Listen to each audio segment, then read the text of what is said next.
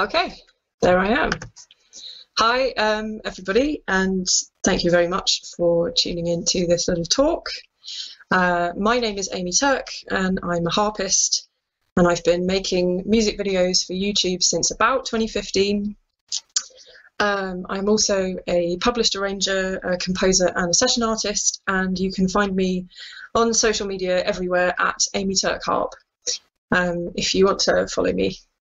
So this talk is basically just intended to give a little bit of insight into how I use online platforms to make a living as a musician, and I hope that that information is useful to you and there are things in that you can take away and implement in your own musical careers. So my main platform is currently YouTube, but I didn't start a YouTube channel to make it the center of my career or to make the channel itself a success. It just kind of started actually as a way to promote my playing, to get wedding gigs and background music gigs and that sort of thing, because that's a sort of a big market for harpists in the UK. And then the channel just kind of grew from there. Making videos happened to be something that worked for me and brought me some success and some money, but that was all very much a trial and error process that I've just been working at over the last 5 years, and it's still something that I enjoy doing after all that time, and I think that's very important because you want to try and make sure that you enjoy the work that you do as much as possible, even when you're working really hard. So before I dive into the sort of official section one, I want to wrap up the intro just by saying, in the nicest possible way, I often feel like I really have no idea what I'm doing, and I think everyone feels this to some extent at some points in their work, and that's totally normal. I think it's just really important to try things out and just learn as you go and see what works and what doesn't, and take the good things with you and move forward. So the very sort of first proper section, now that I've done my little intro, is just a few brief points talking about how musicians work and have worked offline, and how that translates into the online world that we are living in more and more as time goes on. So what do we mean when we talk about musicians and the work that they do? So typically any musician is going to do multiple jobs to make up their income. Traditionally, if you look at somebody like me who has like a classical background, that's going to look like some performing, whether that's solo or in an orchestra or in a group or whatever, some teaching, some session recording work, band leader, coach, that sort of thing. So for me personally, that used to look like teaching. I used to teach about 2 or 3 days a week, and playing lots of weddings and background music gigs and sort of corporate functions and that kind of stuff. But if you look at this from the point of view of like an original artist trying to sell an album, whether they're independent or on a label, anyone doing that kind of work is still going to tour and sell merchandise and do clinics and so on and so forth. So really, in the vast majority of cases, being a musician means that you're doing a variety of different jobs to make up your full income. So posting online and working remotely, I think it's really transformed and enhanced all the opportunities that musicians have to sell music and merchandise or a musical service, but it still generally works on the basis that you'll have a variety of revenue streams, just like that traditional kind of set of job roles that were the case before everything went online. So the great thing about being online is it just means that obviously the way you reach your audience is different because you're using social media platforms, but your potential audience can now be anywhere in the world. So that's a wonderful thing because it just means that your potential to reach people is greater than ever before. And that also means that networking, which has also always been an important part of working as a musician traditionally, this is also easier than ever, because if you post a video online, anyone can see you're playing and contact you to work with you, as long as you're visibly available to do that job. You know, if you say in your post, you know, I'm available for session work, and there's video examples of you playing, you know, then anyone can see that and contact you and say, hey, I'd love to work with you. Working online also means that you can spend better time building up a network of peers, building up a network of friends, and musical contacts who you might want to work with. And the more you can do that, the more likely you're going to be able to get jobs through other people and be recommended for future jobs. And of course, you can also pay that forward by recommending people that you meet along the way. And in a traditional sense, obviously, you'd have to be going to a gig or playing at a gig in order to meet those people. But now the internet just means that that process is quicker and you can meet more people, and they can be anywhere at all in the world, and that's fantastic. So the main body of this talk is going to be, as I said, about the various platforms that I use that can raise your profile online and bring in revenue. And we're going to talk a little bit about how those platforms work. So for me, obviously, my main platform is YouTube, and pretty much everyone that I can think of has a YouTube account, but I'll just go over the very sort of basic things about how that works so that we're all on the same page. So obviously YouTube is a free video platform that anyone can use, and that means it's a very easy way to get your music out, because the only barrier of entry is that you have an internet connection and you're able to sign up for an account, and then anyone can post anything they like, which is kind of fantastic. So it's an easy way to get your music out, but that means it's also a really easy way to post a cover, because YouTube have they call it a content ID system, which has a database of songs, and then if you want to post your cover of Wonderwall, then Content ID picks up the fact that it's Wonderwall automatically and redirects the ad revenue to the copyright holder, which means that you have no legal responsibility to sort out getting permission to do that cover with the copyright holder. It's just all sorted out for you by YouTube, and then your cover video is available on YouTube for free, and anyone can watch it, and you can share it and post it anywhere and get more attention on your channel.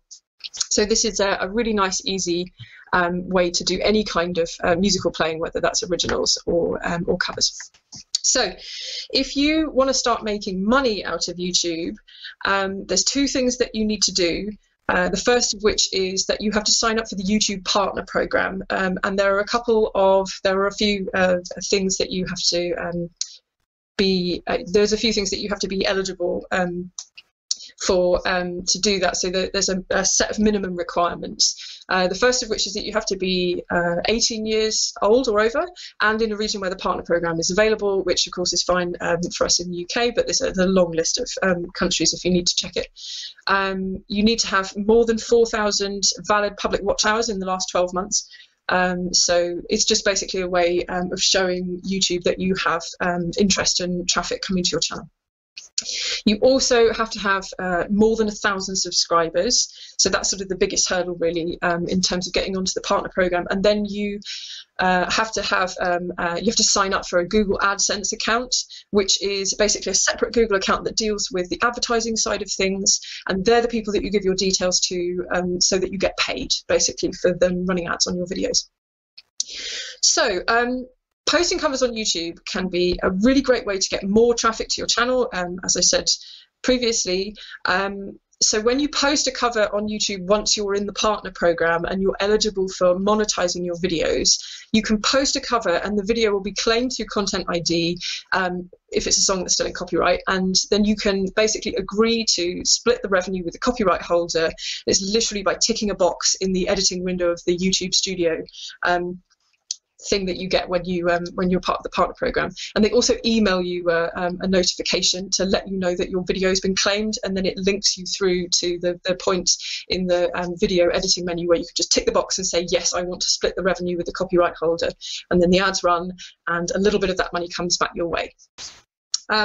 So only kind of downside with this is if you post a cover and it doesn't get claimed through Content ID, you can't legally monetize the video because it doesn't belong to you, because it's somebody else's copyright. So say you wanted to upload your cover of Wonderwall and you just hit the monetize tick box straight away, you're basically declaring, if you do that, that you own the copyright to the music in the video, and obviously you don't, and then you might sort of get into hot water legally. So that's something to be very careful with. But As far as I understand it, you actually just have to wait until your video's been claimed through Content ID or claimed manually by a copyright holder, which is a little bit awkward. I've actually had some videos that have been online for years before they've been claimed, and it's, you know, we're not talking about kind of really niche stuff. It's one of them was like a cover of a Disney song, and then there was another one which was by Coldplay, whose record label is owned by Warner Music, so they're sort of big companies, but sometimes the Content ID system doesn't necessarily kind of flag things when it should, so you might end up sort of waiting, not really able to monetize your video, which kind of is a bit of a shame. So just to conclude, this doing covers is a really great way to get exposure, but if you're looking to make more money out of YouTube by posting music, obviously having a focus on original content or public domain content, that's sort of stuff like classical music, in my case, where the composers have been dead long enough that the copyrights run out, and so you can monetize that. But either of those sorts of things are a more reliable way to get more money from ad revenue over time, even though the covers will sort of help drive traffic to your channel. So when we're talking about YouTube, it's impossible not to talk about posting consistency. Due to the way that people consume content on YouTube, content creators need to post consistently and in a pattern in order to be as visible as possible to their subscribers and their new potential audience who aren't already subscribed. Some people post every day, like vloggers. Some people post once a week, once a fortnight, and so on. You don't have to do this exactly, and not everybody does it, but it can be really helpful to get your videos a bigger audience and grow your channel because of YouTube's algorithm. So YouTube described their algorithm as a real-time feedback loop that tailors videos to each viewer's different interests. So what we're talking about is machine learning that decides which videos get suggested to users depending on their behavior when they're using YouTube. So that's what they watch, what time of day they watch it, how long they watch it for, whether they like, comment, subscribe, that kind of thing. So the better your video performs in terms of views and in terms of engagement, that's liking and commenting, the more visible you're going to be. So YouTube provides you with detailed analytics so that you can see what your audience responds to, and then you can use that data to make decisions about what to post, when to post, and how much to post. So the more your videos perform well over time, the more YouTube's algorithm might start recommending you to users as well if it thinks that they're going to find your content interesting. And I've had this with a number of my videos in the last sort of year or couple of years, videos that I posted right when I started my channel 5 years ago now get recommended by YouTube more regularly because they sort of picked up an audience, but that took a little bit of time to kind of get going and get established. So it's also important, I think, to highlight that it's kind of a downside that you have to post regularly to get traffic to even apply to monetize your videos, because there's quite a commitment. So you really have to make sure that this is something that you want to put that time into, and you want to sort of plan to be doing quite a lot. And the thing is, unless you post very regularly and you're really doing everything that you possibly can to chase the algorithm, it's likely that you won't make very much money from this directly. And this is a problem that lots of YouTubers have nowadays, regardless of how much they post. Lots of people find that it doesn't make up the entirety of their income as much as it will bring some in, and you can have quite a lot of success with that.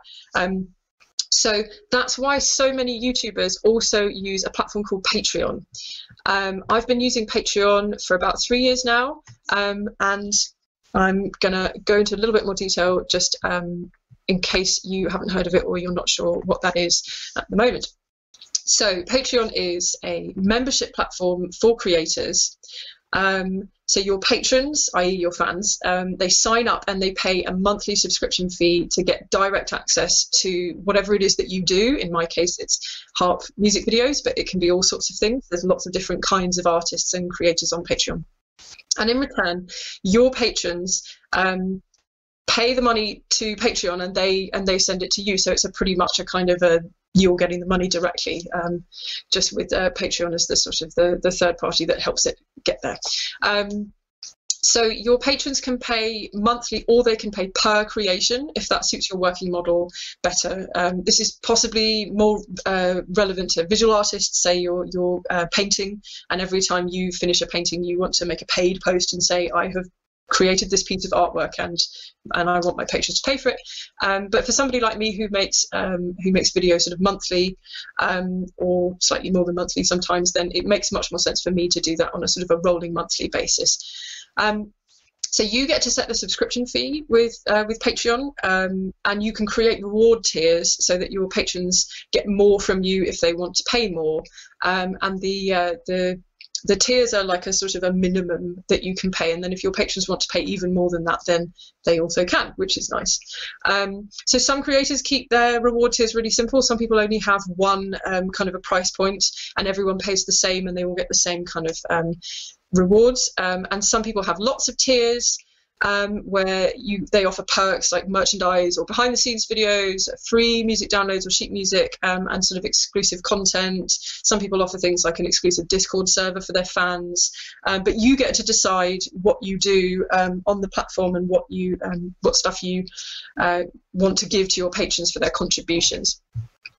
So the great benefits of using a place like Patreon is that it's a great website for you to use to build a community of dedicated fans who want to support your work, and it lets you keep creative control over what you want to do, because you're setting all of the rewards and you're the one saying, here's this thing that I'm doing, would you like to give me some money for it? So it's a nice, easy way to keep creative control.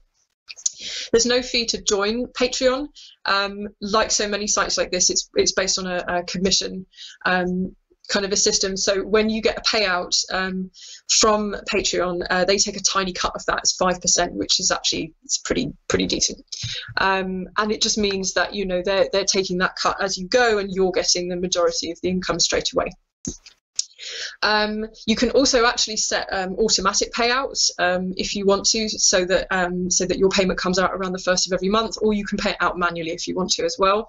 The payment comes through PayPal, and obviously most people nowadays have a PayPal account, so that makes it super easy to get started. And they also offer payouts through Payoneer, which is another kind of financial service company based in America.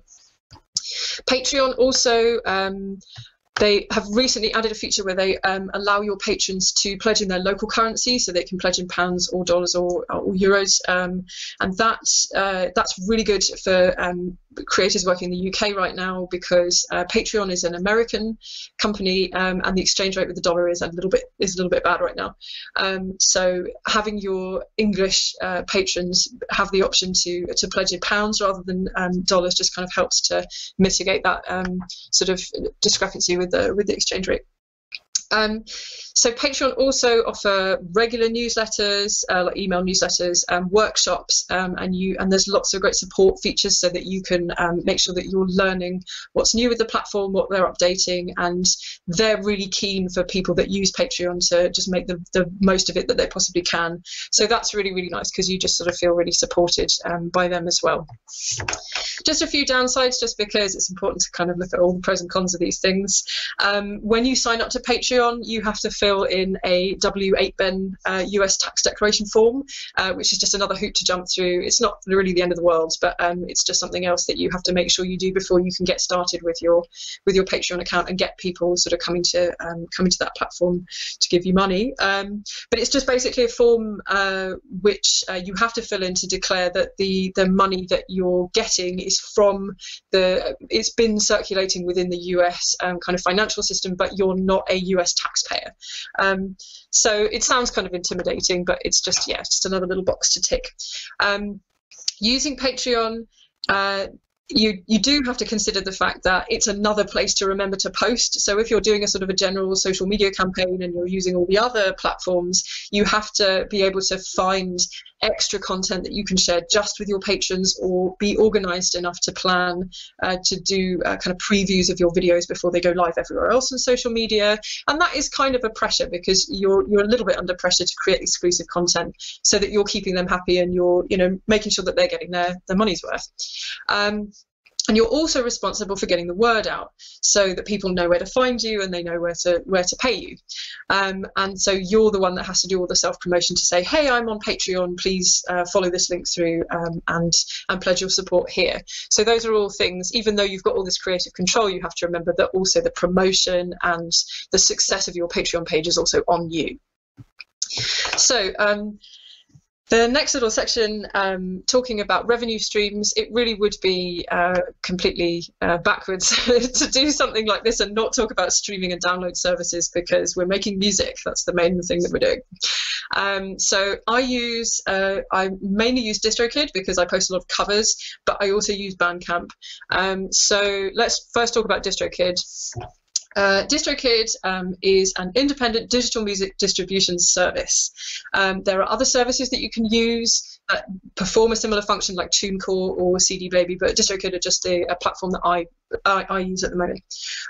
So it's very easy to post original music or covers to DistroKid, through DistroKid rather, and this is sort of put out to all platforms, so iTunes and Spotify and Amazon Music and so on and so on.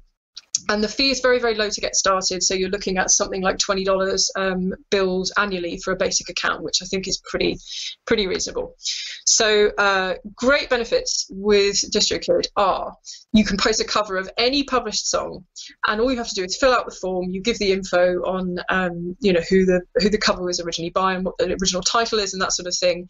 And you pay, I think it's something like $11, around £10-ish annually per cover that you want to upload, and then DistroKid's legal people sort out all the rights and distribution for you. So when you get your payout from DistroKid after that song's been online for however long, you know that revenue is coming to you, and that's legit and all above board, and the copyright holder's also being paid, and it's all been sorted out, which is wonderful.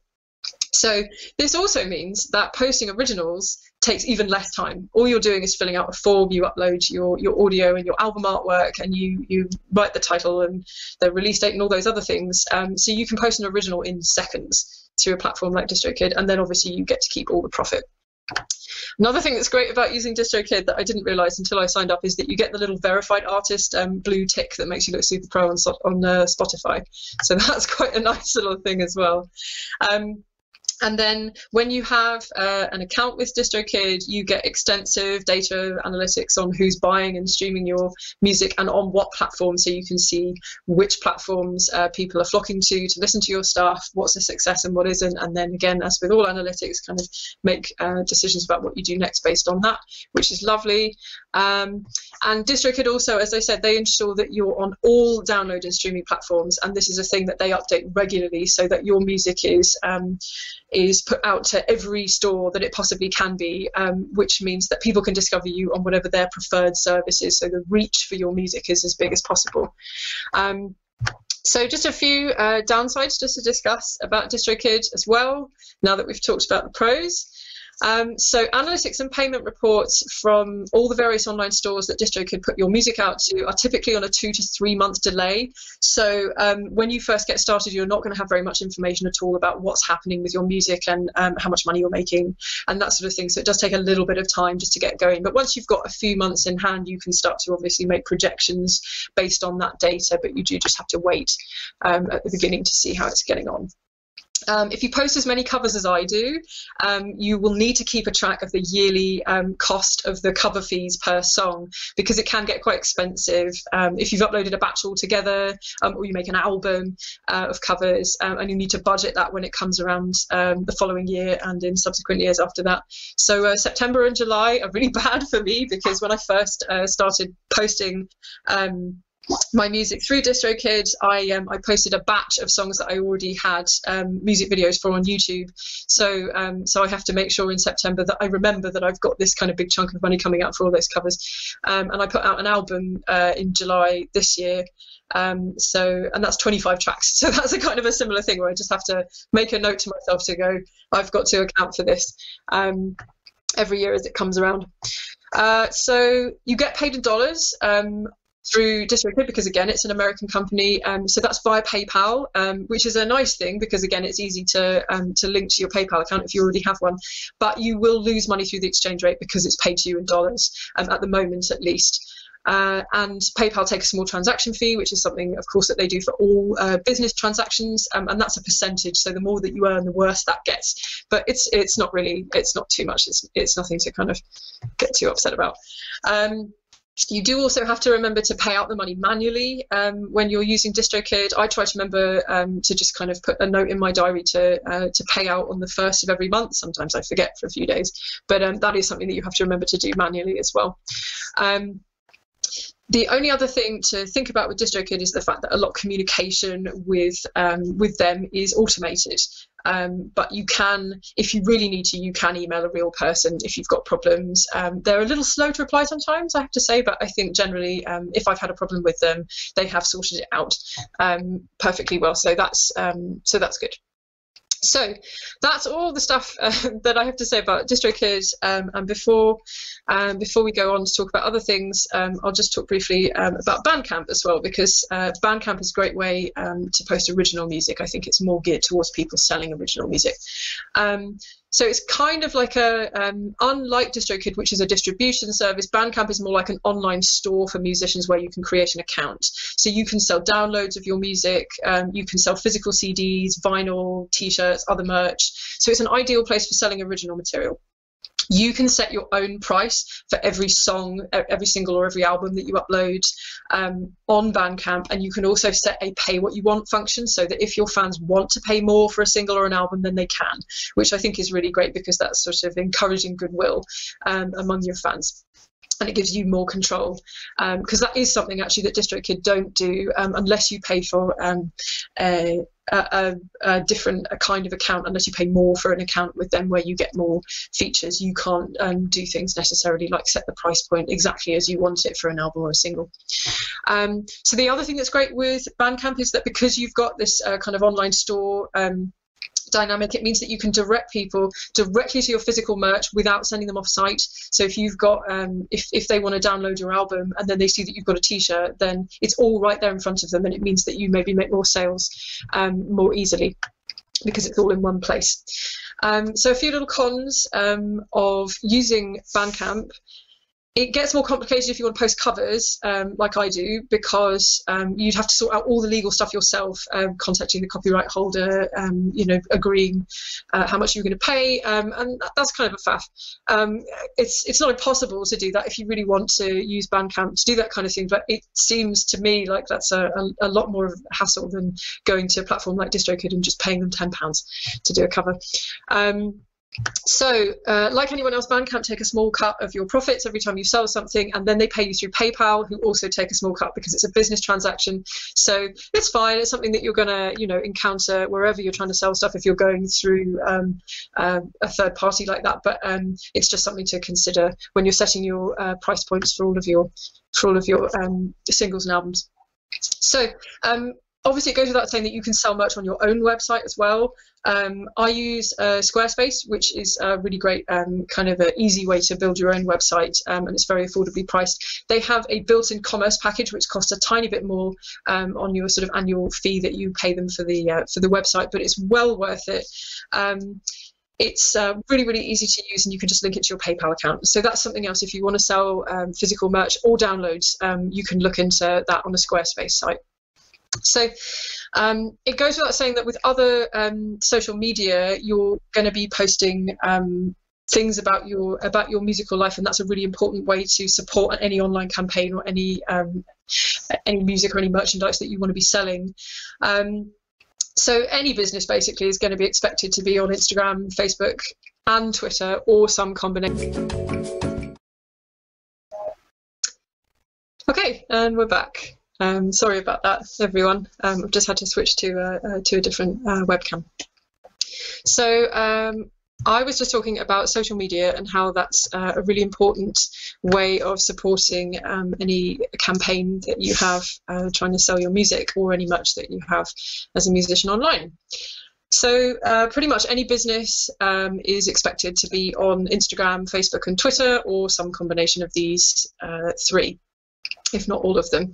So as a musician, you may not directly expect any of these platforms to make you money unless you want to get into sponsorship deals, but it's a really important place, obviously, to show regular activity and visibility so that your audience remembers you, and some will prefer to see you on one platform or another, and they might use one more than another, so it's important to just have a bit of a presence on all of those. So they're really important places as well, obviously, for people to share your content, and that's going to make you more visible, and it's a great chance to engage directly with the fans of your music, and do networking with other musicians too. So the more visible you are, the more chances you have of directing people to other parts of the internet where they can give you money and buy stuff. And like YouTube, all of these platforms have business analytics, which help you to see when to post, and what posts your audiences were most engaged with. So those are all really important tools to bear in mind, and make sure that you use as well. So I want to talk just a little bit about what sort of gear you might actually need if you wanted to start off making videos.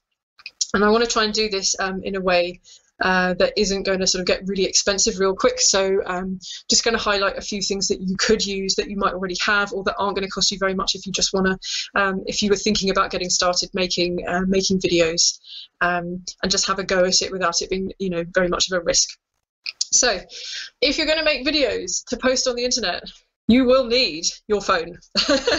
Phone cameras are pretty amazing, and most people have got a phone that's pretty decent. If you have something that came out in the last year or two, you're in a really good position to start filming stuff that looks pretty good straight away. Quite a few of the videos that I've posted this year while we've been in lockdown have all been done on my phone, and I was quite surprised with the results that I got from that. So you'll also need, if you're going to use your phone, you'll also need a tripod stand, and you can buy like a camera tripod if you want to, but something like a GorillaPod is actually really good too. So something like this, where you've got the bendable legs and you've got a phone attachment on it, that kind of thing is really good. Just to sort of get you started and have something to put your phone in, and those cost something like 20 quid. The company that makes them is called Joby, J-O-B-Y, and they're very, very easy to get hold of. That's something that's quite handy to have anyway. You could even use that just for, you know, video calling your friends and stuff. So then if you've got an acoustic instrument like I have, easiest thing to get started with recording for videos, if you're not just going to try using the microphone on your phone, which will be okay, but you could maybe do a little better than that, is a stereo recorder. So something like this, where you've got two microphones, that's a pretty good way to get started. That's very inexpensive. This is kind of quite similar to like a Zoom recorder. The Zoom series is pretty good for this too. This is a Tascam DRO5. And this cost, I think it was something like £79. And lots of options that you have in the Zoom series are going to be less than 100 quid as well. So that's a pretty good way to get really decent sound. And a stereo recorder is something that runs on batteries, and you can take it with you wherever you go, and then just plug it into your computer via USB if you want to use it for recording. Just remember, if you're using a separate recording device for syncing with your visuals, that you'll need to sort of name the takes and do a clap or something, just to make sure that it's an easy way to line up the audio later on. So if you've got an electric instrument, you might want to consider getting an audio interface. I highly recommend Focusrite for audio interfaces, but there are lots of options which are quite inexpensive. The Scarlett series by Focusrite, the kind of entry point at that, if you wanted to get a really basic interface that has one input, is going to be less than 100 quid. So again, that's something that's quite easy to get going with, and it's really easy to research this online if you want to get started with that. And then, of course, if you're going to be making videos, you're going to need video editing software. Fortunately, the kind of free stuff that you get, say Windows Movie Maker 10 or iMovie if you're using a Mac, are both things that are really easy to use and get you pretty good results straight off the bat. But there's quite a lot of free software that you can also download independently of that. There's DaVinci Resolve. There's a program called Shotcut, which is quite good because it has a lot of audio editing options, and there's loads more free options. It's really just a Google search away, just looking into that. So there's lots of options there. If you want to spend money on video editing software, industry standards are things like Final Cut if you're using a Mac, or Adobe Premiere Pro, and they're great too, but it's not something that you need straight away. It's just something that you can sort of look into if you want to start investing in that, if you find that you really enjoy making videos. So for a live video of yourself where the audio is in one take, that pretty much is all you're going to need. But if you want to start thinking about recording the audio and kind of polishing that and everything else before you make a video, which is what I do, I actually do recording and then I make a backing track and I perform to it, and then I put that together for a video, then you might want to consider getting a DAW. That is a DAW, or a digital audio workstation.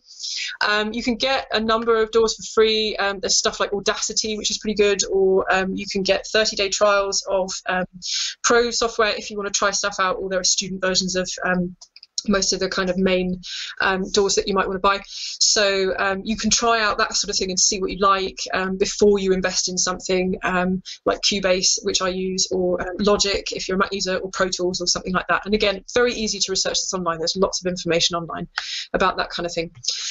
And then two other points about filming in terms of further considerations on top of the basics that I've already outlined. If you want to start thinking about lighting, obviously you can use natural light if you've got a decent sort of a corner of the room that you can dedicate to filming. And if you plan it carefully so that you're doing it at the right time of day, and you're not going to run out of sunlight by the end of the shoot or that kind of thing. But lights really help too. So the easiest and cheapest option is to get something like a ring light. This is a ring light that I use. This is just an attachment that goes onto a tripod, but it's got a phone, kind of a holder in it, so you can just stick your phone in here, and then this bit is the bit that illuminates. So those are very inexpensive. You can get ones of those on little tripods that you can put on a table sort of in front of you or something for about 20 quid as a starting point. So it's a very easy way to just get a little bit more control of your scene when you're sort of setting up your camera.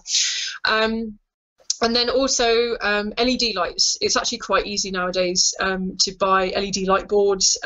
You can get a set of 2 with stands starting at around 80 quid for the most basic setup. And yeah, that gives you a lot more options, because then you can start thinking about, say, if you have two lights, you can have sort of a fill light and then another light on the other side, and sort of start really playing with shadows and kind of trying to control how everything looks even more. So those are options if you want to sort of start investing in lighting, and it can be quite inexpensive at the sort of entry point.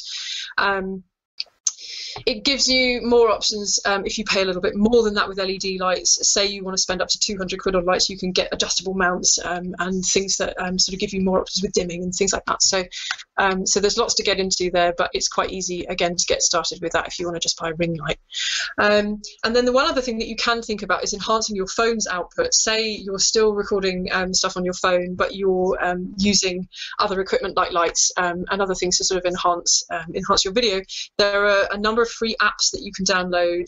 I use one called Cinema 4K, which is free for my phone, and that gives you manual control over camera settings like a DSLR does. So that's going to give you a much better image than you get out of the built-in camera app on your phone, because you're going to be able to control the focus and the ISO and the white balance and things like that manually. So that's a great thing if you really want to sort of start getting into filmmaking proper and start really optimizing your image. But just bear in mind, if you're doing stuff like that, you can with Cinema 4K you can alter the settings in terms of the bitrate and things like that for what you're actually capturing, but you'll need enough storage space, so you'll need a phone with decent storage space or a memory card on top of the internal space just to make sure that you've got enough space to capture the videos. Okay, so there is a little bit extra to talk about here just to wrap up. Just talking about the pitfalls to be wary of when you're working for yourself online, so that you can just take care of yourself. So I would warn anyone who's thinking about doing this stuff against thinking that you have to do it all by yourself. Lots of people appear to do everything by themselves online, and you might feel under pressure to do that, but most people that make videos on the regular to post online have help doing it. So you can either pay people if you've got the money to assist you, so that you don't have to focus on sort of skill sets that you maybe don't necessarily want to, or you can find others who are happy to work with you for free to help develop their own skills until you can start splitting the profits later on. So it's ideal if you've got friends that are willing to help you out and you have complementary career aspirations.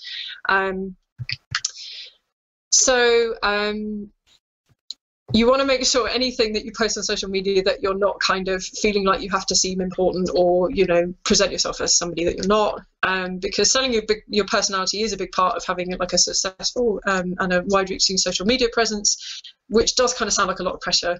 But the good news is, I think the more authentic you are, generally the more your audience kind of feel invested in you, connected in you, and then want to listen to you and buy stuff. And then you can just feel like you're talking to your friends about what you do, and that's great. So just try and be honest with yourself about what you want to make and put online. It's much better than kind of trying to second guess what your audience wants or trying to people please or anything else. Just be yourself. It's great. It's worth it. So if you can combine your authenticity with a sensible set of decisions, your business decisions about your monetization online, you can really create a space where you can express yourself as a person and as an artist, and then you can direct your audience to your business ventures, and that's going to create a meaningful return where you're going to feel fulfilled as well. So make sure that you don't feel, try not to feel too invested in single posts or want an immediate return from anything that you post on social media, because instant gratification is a product of using social media, but I don't think it should be a product of posting on social media. You don't need to go viral to have a successful or profitable internet presence, and building your audience is going to take you time and lots of consistent posting. So don't expect your videos to go viral. It's great if they do, but it doesn't mean, you know, it's not the kind of thing that's going to make or break you. And thinking that you'll make it if you post about a trending topic or a significant date or event is probably going to leave you feeling disappointed about the response that your videos get. Whereas if you post them and you let them go and you think, oh, you know, think about what I'm going to do next, then usually they pick up at some point, you know, if they're going to do really well, and you'll see that return later on. So it's sort of about being patient as well, really. So then the final thing that I just want to touch on, and then I'll answer some questions if I can, is just to talk about the posting treadmill. This is something that a lot of YouTubers have talked about in the past, which I've sort of noticed in the YouTube community. Content creators are often at like a serious risk of burnout, because they're trying to chase the algorithm and they're trying to keep up with the posting schedule that's you know, a lot of pressure and kind of makes them very stressed. So you need to remember that analytics are really useful. It's really useful data to see what you can do to kind of get your videos to reach more people, but being obsessed with them and feeling under pressure to post all the time can be really, really bad for your health, both mentally and otherwise. So that's something to really, really be careful of, and make sure that you take care of yourself. Even I feel like this, and I only post one video as a month minimum, which is, you know, kind of eons in internet time. So you've got to think about how vloggers feel if they're posting a video where they've filmed it and edited it in a day, and they do that every single day. That's a lot of pressure. So a few tips that I've picked up along the way to try and avoid posting burnout. As with anything in your business life, it's good to try and be as organized as you can and just be realistic about how much time stuff takes to do. So with things like video editing, I'm often very optimistic about, oh, you know, I'll finish that in a day or whatever. But the thing is, video editing, audio editing, recording, all of those things really do take time. So being able to just say, this is going to take me X number of days and stick to it is a really good thing that's going to help you take the pressure off yourself. If you can also create batches of posts, whether that's images to post on Instagram or videos or whatever, if that's possible for you, that's another great way to make sure that you're going to be able to schedule stuff and kind of keep it as organized as possible so it doesn't seem like a stress. And you can also utilize scheduled posts on platforms that allow you to, like Facebook and YouTube both have pretty good scheduling sections of their business stuff, so it's quite easy to sort of set a time and just kind of do all the write-up and everything in the description and stuff in advance, and then just kind of leave it and go on with your day and get on with taking care of yourself. And then platforms that don't do that natively, like Instagram, there are kind of other online services that you can sign up for where they will help you create a schedule for those platforms. So something like later.com, it's free to sign up for a basic account if you only have one Instagram account that you want to link it to, and that will help you do all the scheduling there as well. And then two final things to think about. First off, take breaks from social media. It sounds obvious, but it's so easily not done, and we're all guilty of this.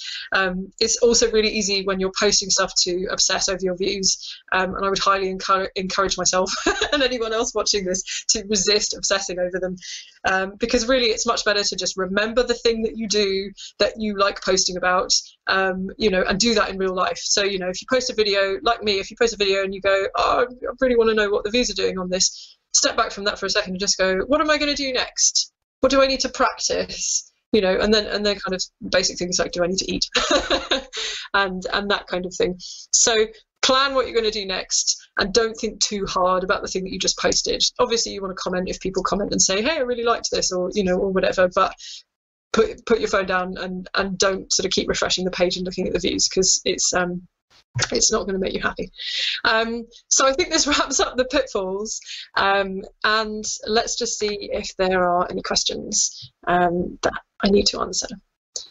Okay, are there any popular online practices that you just don't think are worth their hype, or the effort versus reward ratio means that you wouldn't recommend them? Popular online practices. Well, I think it depends what you're using the platforms for. You know, the trouble with kind of answering that question concisely is just that even just talking about the spectrum of musicians, you've got a lot of different people who are using social media in lots of different ways to promote themselves, because it just depends what kind of artist you are and what platforms you enjoy using, you know, what format kind of works best for your brand. So I don't know that I can really answer that, because I think that's really subjective. I think that's just something that is dependent on what you want to use social media for. But I guess I would kind of just direct that back to thinking about how you want to do your own thing, and how you want to be as authentic as you possibly can be, and sort of show your individuality, and then try and turn that into a kind of a marketable thing. So yeah, that's a bit of a vague answer, but hopefully that kind of gives you my take on it. Oh, right, okay, yes. And I'm being told to remind you where you can find me online. So I am on YouTube as my kind of main platform. That's Amy Turk Harp. You can search harp on YouTube and you might find one of my videos in the sort of search results if you can't remember my name. I post on Instagram quite a lot at Amy Turk Harp, and I also have Facebook and Twitter. And if you want to buy, if you're a harpist and you want to buy any sheet music or anything, I sell my classical sheet music on my own website, which is amyturkharp.com, and I'm also a signature artist with musicnotes.com. So if you want to buy any of my pop arrangements that you might have seen on YouTube, then you can find those on Music Notes. So I think that's everything. Thanks so much for listening, and that'll be all.